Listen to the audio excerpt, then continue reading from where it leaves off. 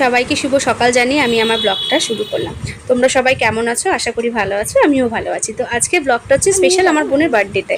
তো বোনের বার্থডেতে অনেক কিছুই কিনেছি, সব দেখাতে পারলাম না। তো এখানে কেকের দোকানে এসে আমাদের এখানে মিয়ামরে, তো ওখান থেকে বোনের জন্য একটা কেক নিয়েছি। আর নিয়ে আমরা বাস পেয়ে গেছি, তো আমি আমার দাদার মেয়ে বাসে উঠে গেছি। তো বাসে উঠে আমরা নেমে আবার টোটোতে উঠেছি।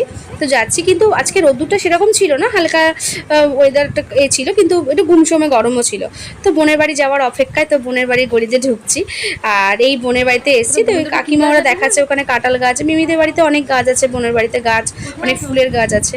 তো যাই হোক, তো ওখান থেকে চলে এসেছি। এসে আজকে খুব মানে মানে পুরো ঘেমেই গেছি, কিন্তু এদিকে ওয়েদারে কোনো রোদ্দুর নেই, কিছু নেই। যাই হোক, এবার আমার দাদার মেয়ে বলছে যে পিসি তুমি আমার বোনকে বলছে তোমার বিয়ের অ্যালবামটা বার করো। তো ওই বিয়ের অ্যালবামটা বার করেছে।